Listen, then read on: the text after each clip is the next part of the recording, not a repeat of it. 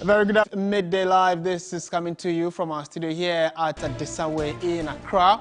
I am Martin Asiedu Dati. Let's bring you the headlines for this afternoon. And the starts will be from Parliament, where the controversy surrounding approval of ministerial nominees by Parliament last Friday is far from over, as there have been calls for MPs who took pictures of their vote to be sanctioned. Details of that in a jiffy. Also, coming up, we'll take you to the Oti region, where passengers who use the ferry at Dambai are stranded at both ends of the Oti River for days due to malfunctioning of the ferry Nana Besemuna. And on the international front, Russia starts exercises with Yars intercontinental ballistic missile in what is likely to be seen as another attempt by Moscow to show off its nuclear strength.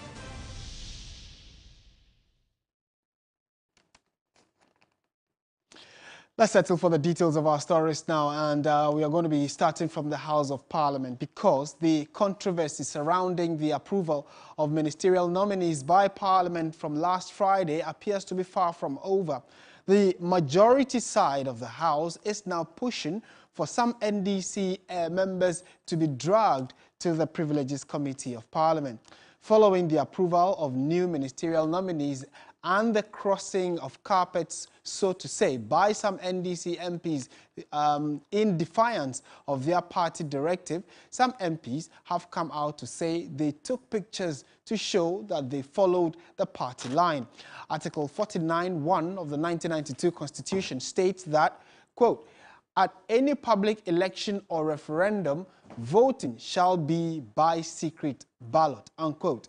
This is intended to avoid vote buying and to ensure that citizens register their civic responsibilities, not being pressurized by any person. Also, Order 109 of Parliament's Standing Orders on secret voting states that there shall be secret voting in the House in respect of A, Bill for an Act of Parliament to amend any provision of the Constitution, and B, the election or removal of a person holding office under the Constitution or a law made under the Constitution. So clearly, it looks as though the decision by some NDC MPs to take videos or pictures of how they voted or whom they voted for has come up for discussion. The MPP side is saying that they should be sanctioned. It looks as though that has also been downplayed by others. Let's pick the thoughts of political science lecturer at the University of Ghana, Dr. Kwame Asah-Asante, who has joined us via Zoom this afternoon. Doc, a very good afternoon to you. Thank you for your time. Good afternoon, Martin, and good afternoon to your viewers. Right. What's your immediate take on this? People who are the embodiment of our democracy and are actually the lawmakers is in what's happening in the last few days are being seen as breaking the same law that they are enacting in Parliament for us to follow. So in your estimation, taking videos and pictures, are the laws explicit on it to say that if you do that, you have flouted the laws? I don't know the specific law to this effect, but there's a principle that is enshrined in free and fair elections, and that it's also qualified as a rule regarding the conduct of people when they are exercising their franchise. There are good reasons why it is so that a vote must be kept in secrecy, so as to protect the sanctity of the election and not to influence people unnecessarily. Apart from these few ones, there are other reasons why it is held in that high esteem. So one would have thought that they, being members of Parliament, where laws emanate from, they will do the needful and obviously will not, cross the line relative to the issue we are talking about. Right. But we have seen something different from their side, where they themselves have broken the rule, and now they don't know what to do. All right. For me, it is not good enough, and it is not good example because some of us, our fear is that should this thing be glossed over and is carried to the national level where we see it at constituencies anytime there's election, that people vote and they show their vote, then the whole exercise about free and fair election is first compromised, and by extension, secrecy of the ballot is also thrown into abeyance. Because then what's the point of going to vote in a booth at the polling station on the day of election? I must as well declare that, please, I am taking for party A, and that the whole story will follow afterwards. That is not how elections are held. Right. If the state want to make it open, they will make it open. But when they say secret, it must be observed as such. So I condemn that action by members of parliament, not all of them, those who took part and exhibited same. I think it is not good enough. And it shouldn't come from anybody. More so when we are talking about those from whom we get what laws governing everything, every part of our life. That is unfortunate. Right. And so then you would agree with calls for those who took part to be hauled before the Privileges Committee of Parliament, wouldn't you? Since you clearly condemn that act and say it's totally at variance with what is expected to be done. You see, rules are made that they will not be broken. But when they are broken, there are appropriate punishment commensurate with the offense under discussion. If Parliament believes that that is a sanction they need to mete out to them by way of hauling them before Privilege Committee, Parliament is a master of their own game. They know what to do, all right? If they think otherwise, all right, the verdict will be out there for the world to see. But the issue is that if they have specific laws are made that when you breach any of them, you break them, there are, consequences. So if there is a law and they want to apply, all right, the laws are there. For a democracy, every democracy is anchored on rule of law. And rule of law has two components: equality before the law and due process. That there's nobody who is above the law. That is the equality principle. So anything that you do that crosses the line or flies in the face of the law, the punishment that is appropriate is meted out to you, whether you are the highest person on the land or the lowest. So that one, the rules are clear and they know what to do. Right. And finally and briefly, how do we prevent this from, spilling over into the 2024 elections or any other major election thereafter? Because if members of parliament are found guilty and no stringent action is taken, there is the likelihood of it, the citizenry also replicating that, which is a no-no from all indications. So how do we ensure that this does not, play out, especially going into the next major elections? One means is what we are doing. We are condemning it, and then we are calling on those who matter in this matter, in this case, to take an important decision so that we can rest our heads on this matter.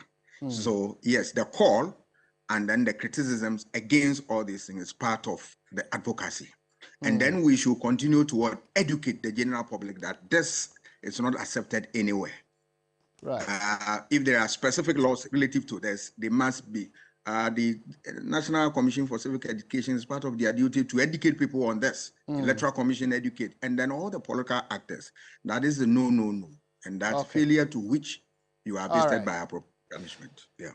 Doc, thank you so much for your time this afternoon. Dr. Kwame Asah-Sante, Political Science Lecturer, University of Ghana. Do let us know what your thoughts are. Definitely, should sanctions apply, we'll be happy to know. Staying on issues of politics, and specifically to the camp of the NDC, one of the presidential aspirants for the party, Kojo Bonsu, is confident of being cleared to contest the flag bearer race of the NDC. Speaking to the media after his vetting, he says that the former KMA chief executive says if voted for by delegates to lead the party into the 2024 elections, he will put in clear measures to solve the current economic crisis in the country. Let's listen to it. I mean, it's not easy to go through such a vetting, and I think I'm so confident and I trust myself that qualified to become one of the people to lead NDC if the delegates vote for me. I mean, I think I've gone around the questions they asked about my tenure as a mayor in Kumasi, about my social democratic tenant, and also how I would want to govern the country with the whole mess up that has come into this country. You have to start from 1 and you go to 2.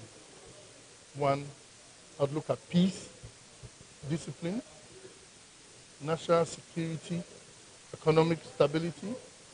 This is not where I want to come and share my views on such issues, but I believe we should have looked at it and made it an internal issue so that we can discuss and find a remedy to that.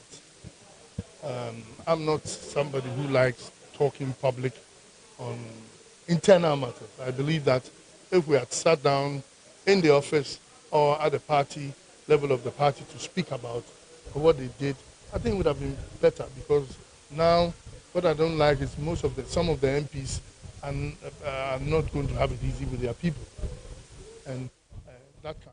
So is the third person who's gone through the vetting. My colleague Evelyn Tingma is at the NDC headquarters and is updating us on what's happening. Evelyn, take it away. What's been happening since it came out of the vetting? Headquarters here in Accra, where the party has been vetting its presidential aspirants, one who will lead them in the 2024 general elections. Today, the former KMA boss, Kojo Bonsu, took his turn and his vetting ended some minutes ago. The vetting committee is currently waiting to vet Mr. Krobia, who yesterday, remember, he was here yesterday to be vetted, but he was asked to go and come back today with further and better particulars. So Mr. Krobia is currently being waited on to be vetted by the vetting committee. And we understand that after his vetting, they will continue to do the balloting. Remember, 4 of them are contesting for the presidential aspirants of the NDC. They are John Dramani Mahama, Kojo Bonsu, Dr. Kwabena Duffuor, and Mr. Ernest Kobia. These 4, if all of them are cleared by the party, the 4 of them will go ahead to do the balloting. Already, we have some representatives of Dr. Kwabena Duffuor who are here to take part in the balloting. So either the candidates themselves or their representatives can be here to take part in this particular balloting. And after that, each and every one of them will have their number, either number 1, 2, 3, or 4, to take part in this particular election. And so when they get these numbers, then they will use it. That will make it easier for them in their campaigning. But so far, some of them have started campaigning across the country. And so, but the vetting committee, when they're able to clear all of them, then the whole procedure will now start. So that is the procedure here, or the process here. So after the vetting of Mr. Kobia, then the balloting will be done. From the National Democratic Headquarters here in Accra, I'm Evelyn Tingma, TV3 News.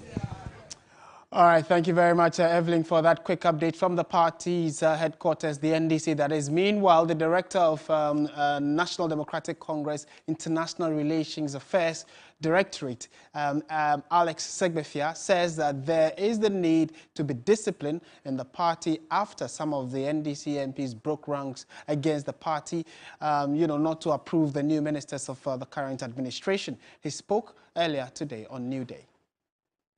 We have a lot of issues as a party bordering on indiscipline across board. And it is time that we start whipping people into line. But it has no bearing on our focus of winning the 2024 election. We have to keep on it. You must be on their case. Don't let people think that they do and, because, no. If it's wrong, you tell everybody that it's wrong, and it is wrong. You have to be careful. Okay. Because there are opponents in every constituency. They will try to use this opportunity to give the impression that a sitting MP has been part of this, when maybe the person has got nothing and voted clearly. On to some other stories now, and still staying with the NDC. The head of programs, policy and campaigns at NORSAC, Hajia Afisa, says Sumani has expressed disappointment over the low number of female aspirants who filed to contest in the upcoming constituency primaries of the opposition NDC in the northern, Savannah and northeast regions. She called for a broader consultation on the commitment and support for women participating in politics. Of the 97 prospective candidates from 31 constituencies in the northern, Savannah and northeast regions who successfully filed their nominations to contest in the upcoming National Democratic Congress constituency primaries, only 3 of them are women. Now, this has raised several concerns amongst organizations working in the interest of women. Head of programs, policy and campaigns at NORSAC, Hajia Afisa, say Sumani has been reacting to the low numbers of women in this contest. When it comes to women in politics, especially in this part of the country, that is northern, we are still far behind. If these 3 women are not part of the election, I mean, in 2024, then I think that is going to be a shameful thing for all of us. She's also disappointed that the Affirmative Action Bill is yet to be passed. I just feel that we are not committed as a country, because if the Affirmative Action Bill is passed, that is where we can take some actions. Right now, you can't hold anybody, because if you go to Party A and Party B and ask them, they will tell you, well, they say it in their mouths. Sometimes they document percentages, but who follows up to even those percentages? And what documents or legal backend do you have to say that? So we should stop saying things in our mouths, document them, and make sure that we are able to push.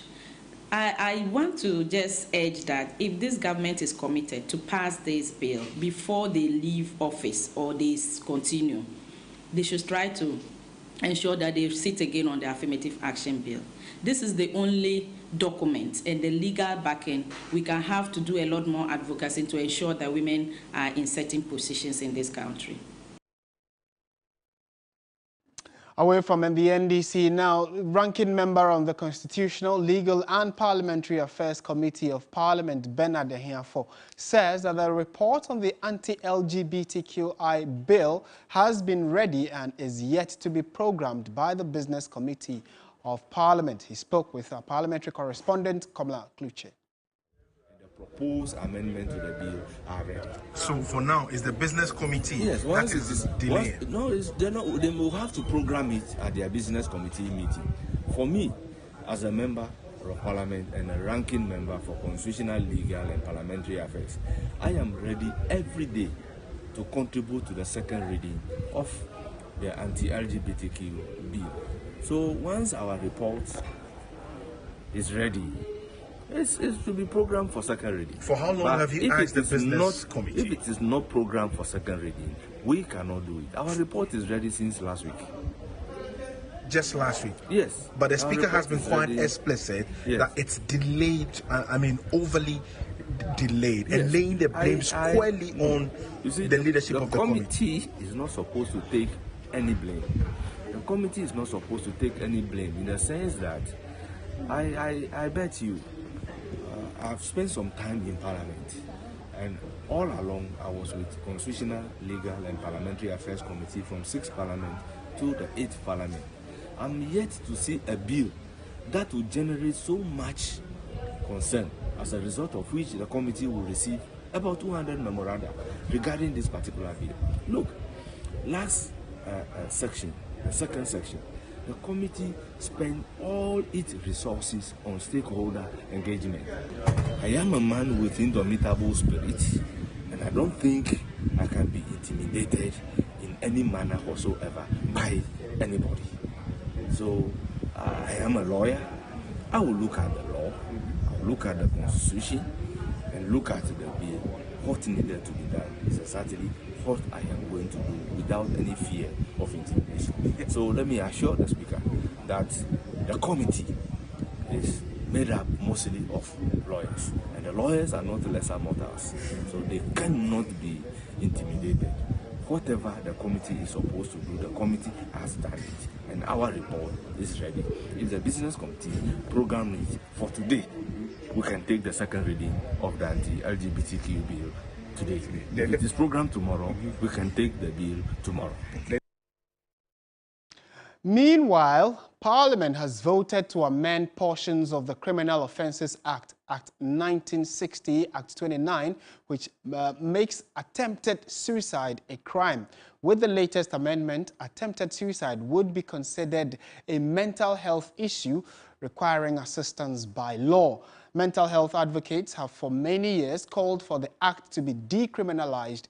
In fact, a private legal practitioner, Christian Malm, is in court to challenge the provision. But even before the conclusion of the matter, Ghana's parliament has amended the said provision. And let's try and see what this really means in the broader conversation of mental health and how we are trying to resolve it as a nation. Humphrey Kofi is Executive Director of the Mental Health Society of Ghana. Mr. Kofi, good afternoon to you. Thank you for your time.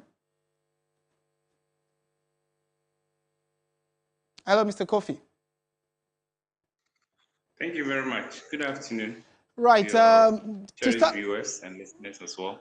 Right. Thank you for making time to speak with us. To start with, I'm sure that you should be elated by the Parliament's decision to decriminalize issues of, attempted suicide, especially in the wake of the fact that many who attempted and failed were actually arrested and are being prosecuted. Yes, that's correct. We have fought this battle for a long time. Let me say that we are very grateful to the two parliamentarians who initiated the private members' bill to get to the stage. Indeed, we started this advocacy long ago, but we made some progress, but not significantly as it is. And we said and made the point that those who attempted suicide rather had to be examined rather than incriminate them, because if somebody attempts to take his life, there is something behind the reasoning, and that is what we should examine, not the act itself. So to the extent that now they are amending that aspect of the aspect in the Criminal Offences Act is quite refreshing.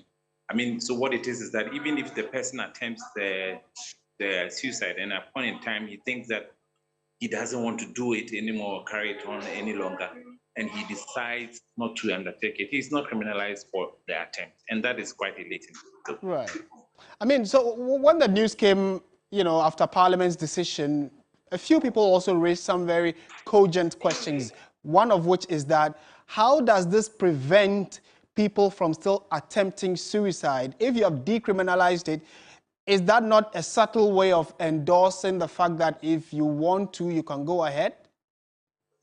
No, rather to a large extent, we need to say that it is more refreshing to say that much as we're going to undertake various education campaigns about why one should not take his life, because it is not the end of whatever thing you're going through is not the end of life. It is important to make the statement that if you take away your life, it does not solve the problem.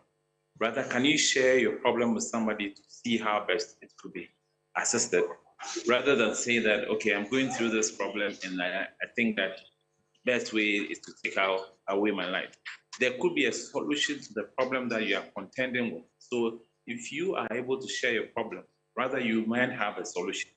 Ending the life does not solve the problem. The problem still will weigh on and even become complicated, more especially when you have family members who are looking up to you. Humphrey, and my final question. So, I mean, you say this is a major step in our fight to ensure that we do not push or promote suicide and clearly make it available for anyone who needs help and assistance to come. What next, now that Parliament has approved this, for yourself, your organization, and the two, other people who are asking or pushing for this agenda? What's the next major step for all of us? In fact, the major step for us at this material time is to sensitize the public and let them understand that the criminal offenses in the criminal code of Ghana, the section has been amended, and therefore, if you even attempt to take away your life, you are not criminalized. But that does not also give those who intend to take up their life to kind of undertake or attempt to undertake. The sensitization education must be sustained for them to also appreciate the reason why they have to also find solutions to some of these problems. It's good to talk to somebody. It is good to say it is not well with you. It is good to share, and rather not say that you want to take your life, because it doesn't solve the problem ultimately anyway. So more sensitization, more education, and we will need the media to help us in this endeavor. Humphrey, thank you so much for your time. And clearly, suicide is not an option. There are people around who can give you any form of assistance that you need, especially go to any health facility, talk to them, they will assist you. Humphrey Kofi is the Executive Director of the Mental Health Society, helping us understand what this means and what next actions should be taken. There is help out there, so do take advantage of that rather than wanting to end your life. This is still Midday Live on TV3. Let's take a quick trip to the OT region where I come from. Clearly, there is a big challenge there because passengers who use the ferry at Dambai have been stranded at both ends of the Oti River since Saturday, March 25, due to the malfunctioning of the ferry Nana Bisimuna. Commuters are now forced to cross the Oti River in crowded boats without any safety precaution.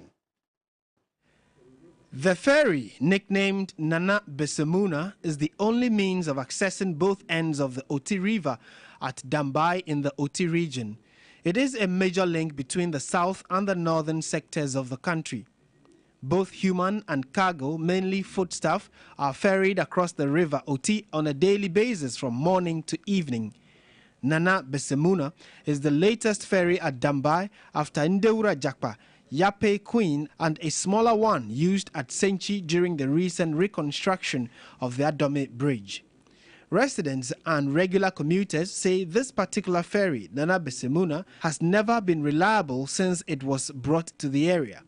The present situation has led to long queues of vehicles at both ends of the river, compelling commuters to resort to the use of highly unsafe boats and canoes to cross to either side of the river without life jackets. Those with vehicles, depending on where their final destination, would have to return through long routes like Pandai, Willensi, Damanko, Nkwanta, and onwards, or to Ketekrachi to use the ferry to the Bono region to find their way out. There is frustration and anger at both ends of the river Oti. I don't know what the problem is, but Saturday, me myself, I traveled to a village, coming back, then they said the Pantu is full. So my car is still over the bar up to today. And we don't know what actually is happening. The Pantu is not working, we are struggling with the boat, and it's not safe. So they should do something about it for us. Our lives are not safe in this community at all. This is the regional capital. So we shouldn't be suffering like this. The Pantu have to work so that we have our peace of mind. This is the second time the ferry has broken down within a week. The first occurred on March 20, but technicians managed to restore its operations within some hours. All right, so that's actually a case for emergency. We really need to pay attention to it, especially on the back of the fact that in the last few weeks, people have died on both the Volta Lake and the Volta River because their boats capsized and they didn't have life jackets on. So maybe the Transport Ministry can pay attention to that. Talking about the Transport Minister, that's Kweku Ofori-Esiama, he expects the Ghana Maritime Authority to increase its patrol system on the lake across the country and increase it from the current period now to 24 hours a day. The minister, while responding to questions of safety of transport on the waters at a media briefing in Accra, noted that the responsibility lies with the authority. So let's listen to him. The accident that occurred on the lake is not by government infrastructure, but the private sector ones that they use. I think the National Ghana Maritime Authority, in conjunction with the Navy, are the ones who are responsible for the safety on the water leak. And at times, some of these things do happen. So the last time that this thing happened, I think that I called a meeting between the two agencies that they need to make sure that at least they increase their petrol system on the lake, because at times they close, and when they close, some of these traditional canoe operators don't follow the rules order. They don't. My information is that they don't operate 24 hours. So I've told them that if possible, they can do a 24-hour operation. The Navy is asking me to buy them an additional speed boat so that they can do, but you will see. It's unfortunate. But I think that so far in terms of regulation and infrastructure, Ghana Maritime Authority have done so well, but there's still the need for improvement, and I'm sure that going forward, they will take cognizance of the lapses in terms of what is happening to make sure that they fill in. And I have no doubt in my mind that they will be able to do that. All right, so let's go to the Ashanti region now. And combined Kumasi Central Market traders are demanding answers over the halt of work on the second phase of the Ketia Redevelopment Market project.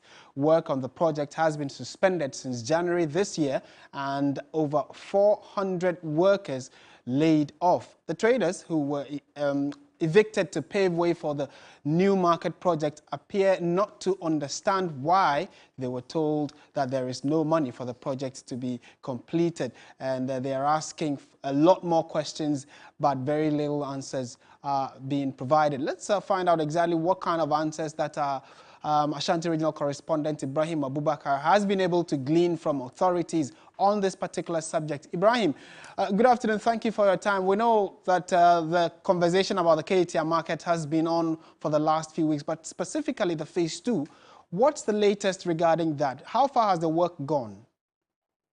Well, Martin, so currently this is the phase 2 that you see behind me, and contractors tell us they are about 65% complete. Now, I remember in 2019, May 2019, when the president, Nana Addo Dankwa Akufo-Addo himself, came here to cut sword together with the Asante, the traders were told that the money has arrived, and for that matter, the project wouldn't delay.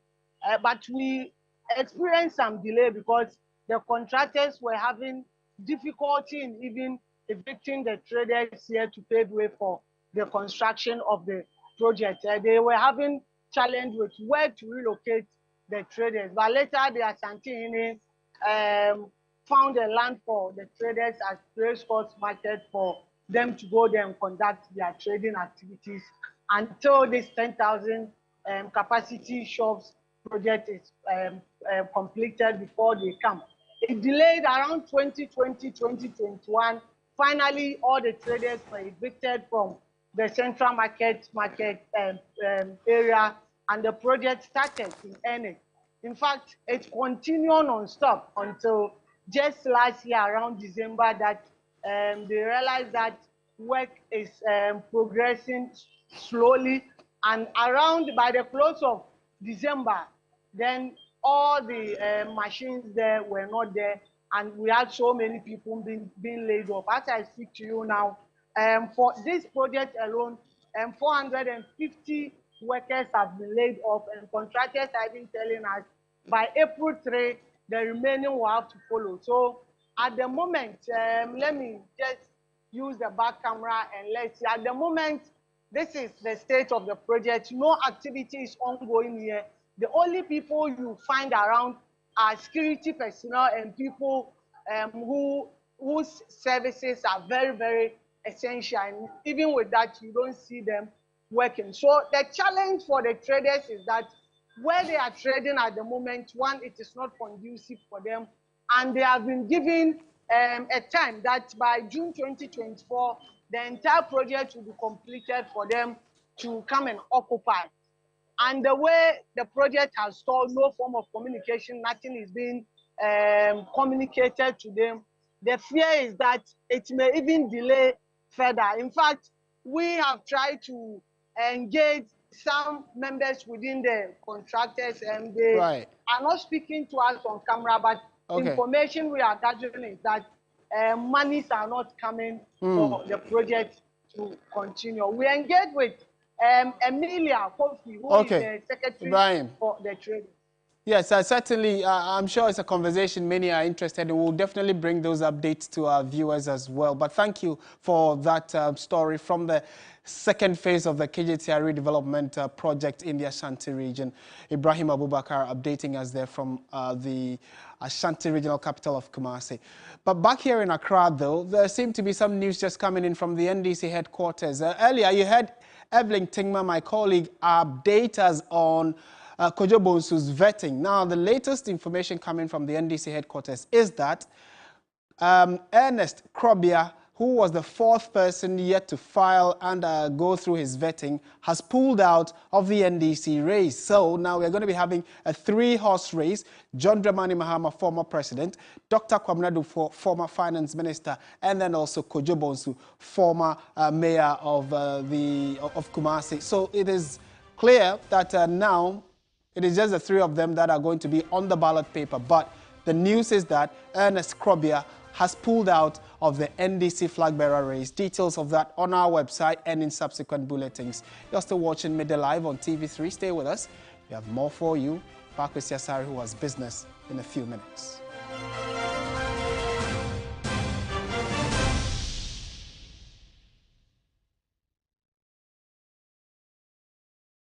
Ladies and gentlemen, we're going to demonstrate to you the superior properties of Flamingo paint. As compared to other paint brands on the market, we take equal quantities of Flamingo paint and this ordinary paint. We then dilute them with water. And now, let the test begin. The gentleman on the left is going to apply the ordinary paint, and the gentleman on my right will use the Flamingo superior paint.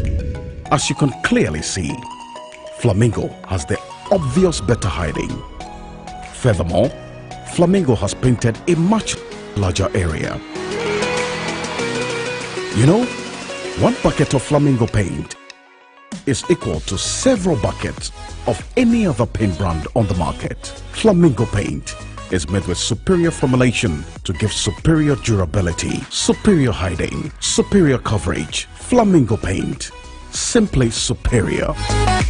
Pepsodent is aware that globally, 1 in 2 children suffer from cavities. That's why by giving her Pepsodent, you're not only protecting her teeth, but also helping her grow up and thrive at every stage of her life with a healthy and confident smile, so she can succeed and achieve all of her dreams. Because every smile matters.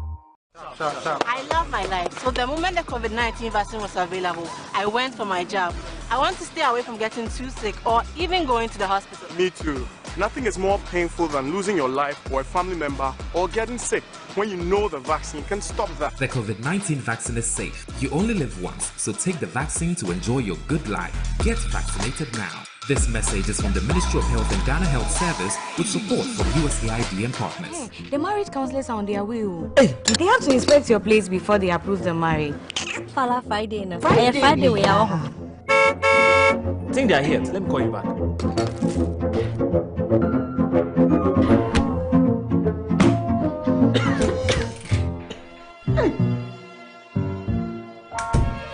We need AC. I get fan too.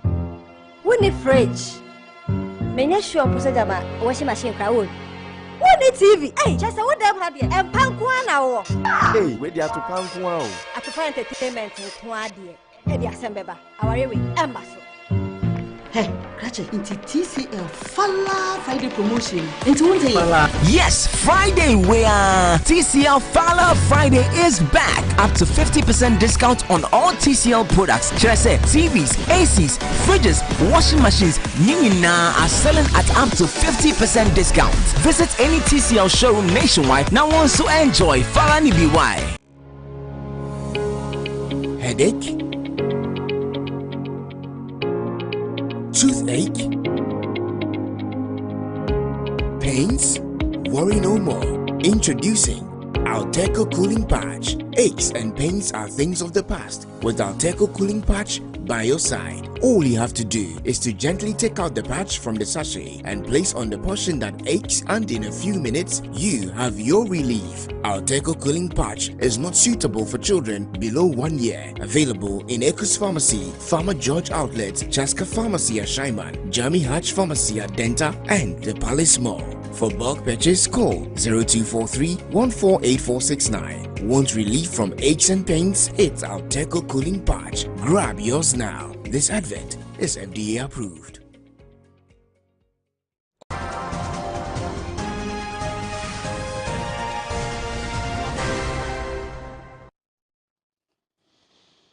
You're welcome back. Time now for business. Pakwesi Asare is with us in studio. Pakwesi, good afternoon. Hi, good afternoon, Martin. Hello, good afternoon to you all, and welcome to the business news segment here on Midday Live. Let's begin with happenings on the domestic front. And government is seeking to raise close to 1.5 billion cedis on the treasury market this Friday. This will be done through the issuance of the 91-day and 182-day treasury bills to refinance maturing bills worth over 1.2 billion cedis. The amount of 1.34 billion cedis, which government wants to raise this week, is far less than the 3.2 billion cedis it wanted to raise last week. The Monetary Policy Committee of the Bank of Ghana increased the policy rate by 150 basis points to 29.5% to reinforce the pace of disinflation. However, many economists and players within the business community have raised concerns about the sharp increase in the policy rate, arguing this would further exacerbate the cost of borrowing to the private sector.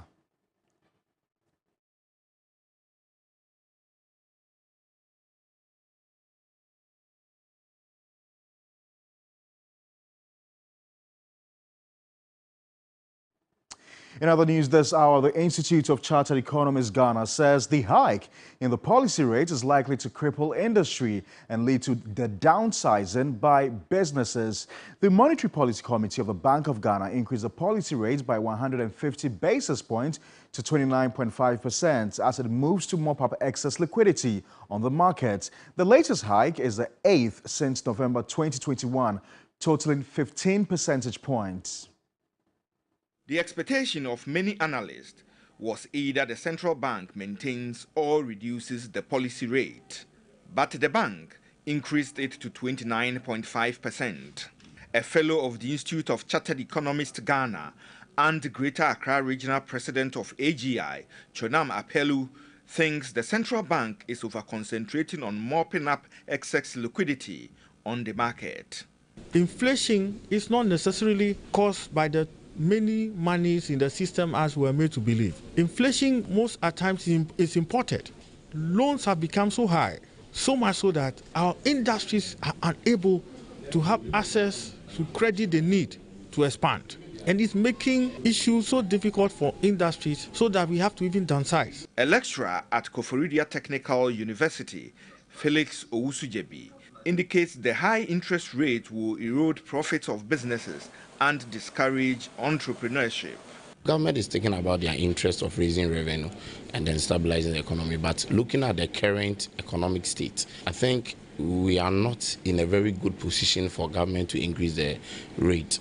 It will make borrowing expensive, and then most of the banks even will declare losses, and then profits of most businesses will go down. Entrepreneurs, young ones who would want to set up businesses, will not be able to access capital to do that. An economist, Dr. Wolanyo Mensah, urges government to relook the country's policy and interest rates regime. Only way we can bring the local economy back on track is to be able to give some stimulus supports to businesses in order to revive them. But if government continue to increase the policy rate, definitely the various commercial banks will also increase the interest rate. Most businesses will be using their profits in the settlement of these debts, and it's really going to collapse more businesses. Elsewhere, the Ghana National Chamber of Commerce and Industry has lamented the central bank's latest hike in policy rates and says it could further push the cost of credit up. The central bank, in an attempt to fight the record-level inflation, increased the benchmark interest rate. Now, in a statement, the Chamber of Commerce warned of their impact on consumer spending, investment, and possible job losses if the business climate remains unfavorable. This will increase the cost of production to businesses. A lot of businesses suffered a haircut under the domestic debt exchange, and they lost their savings and their investments. So already their cash flow is not in good standing. And then you come in with a policy where the cost of lending will be higher. Businesses will not be able to borrow. So business survival in the next few days is going to be very difficult, and we are likely to see businesses collapsing. And when that happens, people will be laid off. So before the policy rate was issued, we asked the central bank to at least keep it at 28%, and they didn't listen to us. The effect was going to be dire for businesses and the economy of Ghana. Now, following the relative stability of the Ghana cedi against the US dollar, coupled with the price declines on the part of petroleum products on the world market, the Institute for Energy Security, IES, has projected further drops in fuel prices at some pumps between 2 to 5% in the coming weeks. The price of domestic LPG, which has seen continuous increase in previous pricing windows, is projected to post the biggest decline of about 9% in the coming weeks. The second pricing window for March 2023 offered some respite to consumers on the domestic fuel market as prices of fuel dropped for the second time on a row. In the second pricing window, the price per litre for petrol stood at 12 cedi 85 pesos, diesel at 13 cedis 39 pesos, and LPG at about 15 cedi per kilogram.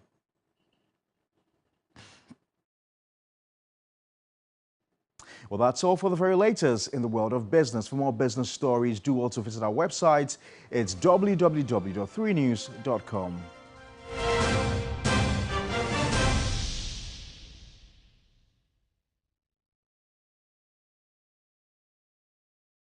We are on a mission promoting access to quality health and education through the power of our media space.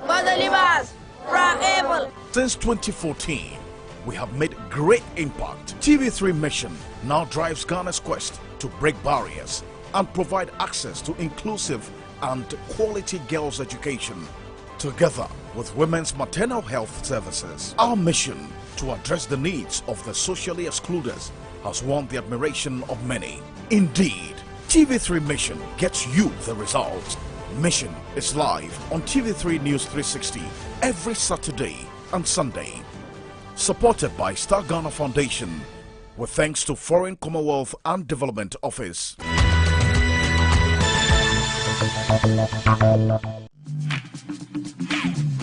No matter where, the Capitals always tuned in. In their offices. You actually played it before, right? Yeah. Oh, okay. In their retail centers.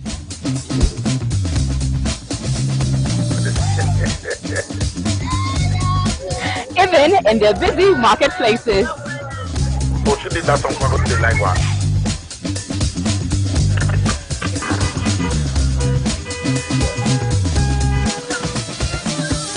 And in their cars.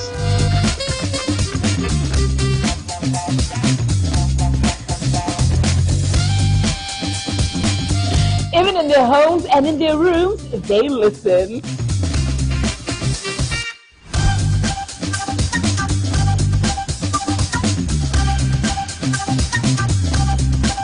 The capital is always tuned in. Yes, we run the city. Hill 3 FM 92.7. Your Urban Lifestyle Radio. Join Giovanni and AJ Sapon on 3FM Drive 92.7 Monday to Friday from 2 p.m. to 7 p.m. We run the city on 3FM 92.7, your urban lifestyle radio station. Welcome back to Midday Live on TV3. Time now for sports, and Yao Fosilabe is with us in studio. Hello, Yao. Hello, Martin. What's going on? So the Black Meteors have now qualified for the Africa Cup of Nations alongside top countries like Egypt, Congo, and many others. So that tournament is in June in Morocco. Okay. And if they get into the top 3 places, they qualify for the Olympic Games next year. Ah, so I actually thought this was straight qualification for the Olympics. No, they have to play the AFCON before they get to the Olympics. All right. Right, let's get into it now. And the Black Meteors coach, Ibrahim Tanko, says he's satisfied with the results and is hoping the team show up at the Under-23 AFCON in Morocco later this year. The whole team did very well. I mean, he scored some chances, which I think there's no player who wants to score a chance if he has a chance. So he's a very important player for us, and I hope that going forward he will score a lot of goals for us. Yeah, I think only one game, you can't take one game to kill a player if he scored chances. I mean, he scored a lot of goals for us in the first leg also, so we have to think about that. And then he just changed to Europe, and you know how difficult it is to get the starting lineup. I mean, I'm sure before the tournament starts, he'll get back to his shape, and he is going to be a very important player. And our former Black Stars player, Sam Johnson, has praised the team for their performances in the doubleheader against Angola and believes they can achieve bigger things if they put in the work. They should play as a team. They shouldn't be one hero. It shouldn't be, I'm the hero, I'm the hero. And also, when we are hailing them, it shouldn't enter their head. Because we know they are good. So we have to praise them. They have done well, we have to praise them. They're doing well outside, we have to praise them. And which we will do for them to come up. But it's not for them to be, you know, that, yeah, it's not for that. They done well. And we want them to do more because we know what is inside them. Not even quarter has come out. If they bring half, we can even take World Cup. Well, that's Sam Johnson, the former Black Stars player. Now, Hervé Renard has left his role as coach of Saudi Arabia's national team amid reports that he is set to take over France's women's national team. Now, yesterday, the Saudi FA said it had agreed to terminate Renard's contract, ending a 4-year spell in charge. His tenure was highlighted by a win over eventual champions Argentina in the group stage of the World Cup in Qatar last year. The 54-year-old former Black Stars physical trainer did not announce his future plans, but he thanked the Saudi people and said he was very proud to have been able to show the world the progress and the good image of Saudi Arabian football.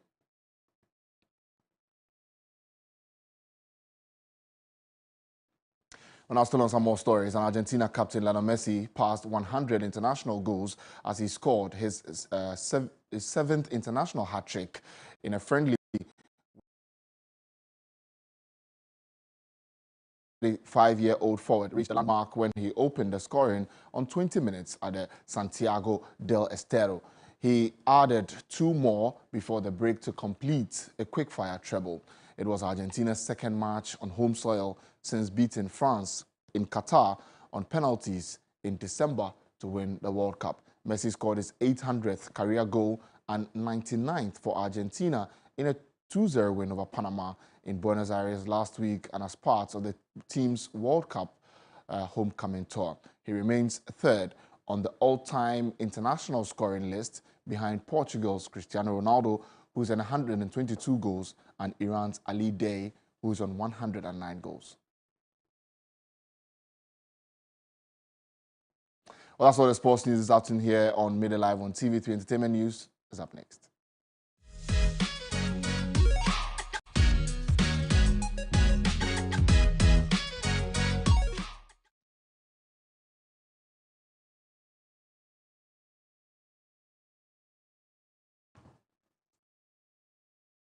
All right, so next up, entertainment news. Helen joins us in studio. Hello, Helen.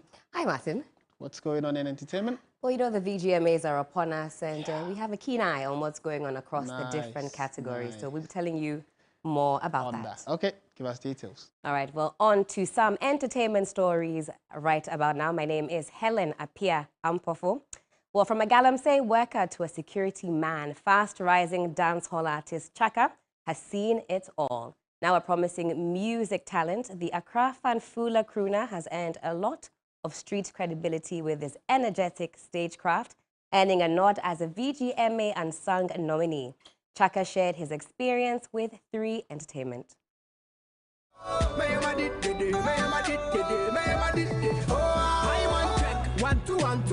You know, I had no choice way back then. After school, you know, I had no father.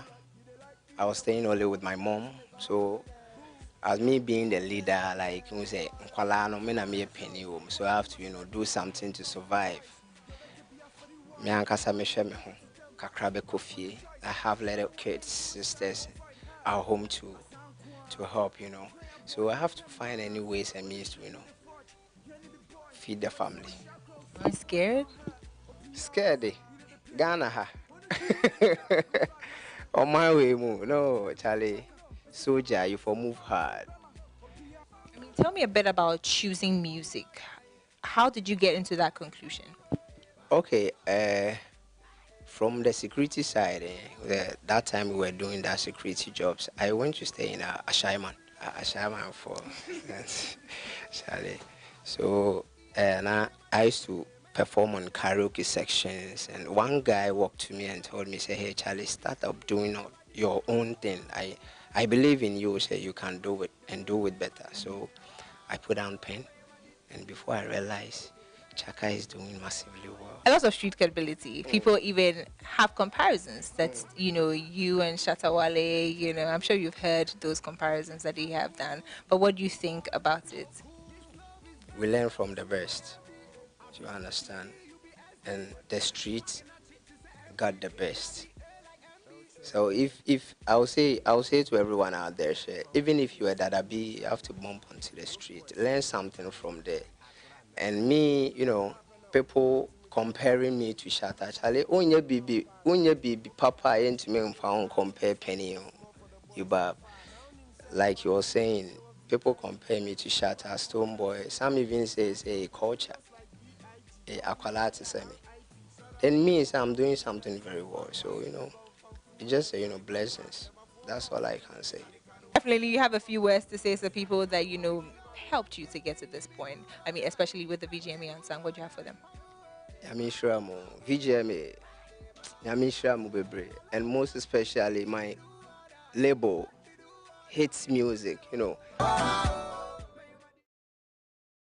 Now, with a successful career in comedy spanning over 2 decades, popular Nigerian comedian Basketmouth has disclosed that he will be hanging his boots in the next 5 years. According to the experienced comedian, everything he wished for and prayed for in his career has been achieved, hence the decision to retire. Seen me like this before. You know, there's a new me on stage right now. You want to see it, you want to experience it. And guess what? I have just 5 more years and I'm done. You're ending in 5 journey. years. Yeah, in 5 years. When you hit 30 years of comedy, you're done. I'm done. Done. Done. Never to go back to again. Never to go back. Really? Yeah, it's a plan. Everything is planned now, like, and I'm following everything accordingly. Whoa. Yeah, I'm being led by the Spirit. I love that. But it's 5 more years, and the reason I know that it's actually time, everything that I wished for, everything I prayed for, has happened. So I know now that, okay, it's now aligned, because for the past 1 year, the stars have been aligning, and based on what I prayed to God for, and based on what He has shown me, I'm like, okay, I'm not changing I'm following what what we've agreed. Because you fulfilled your part, it's time to fulfill mine. Yeah. So now, and God has been amazing. I love that. And God, I will say this to everyone listening, God is amazing. Yeah. Never forget that. Like, there's nothing that God cannot do. I love that. Always remember that. I love that. Yeah. I love that. All right. Well, that's all we have time for on the entertainment front. Martin has more on international news. Thank you very much, Helen. So before we go on the international front, Russia has started exercises with the Yars intercontinental ballistic missile system and several thousand troops in what is likely to be seen as another attempt by Moscow to show off its nuclear strength. There are few confirmed tactical and technical characteristics of the Yars mobile ICBM, which reportedly have an operational range of 12,000 kilometers and can carry multiple nuclear warheads. So looks like Russia is pretty interested in just, big toys, big guns. But global peace is the conversation that we all need to be pursuing. That's it for the midday news. It came your way from our studio here at Adisa Way in Accra. I am Martin Nasiru Dati. Have a good afternoon. And as always, stay positive. Bye for now.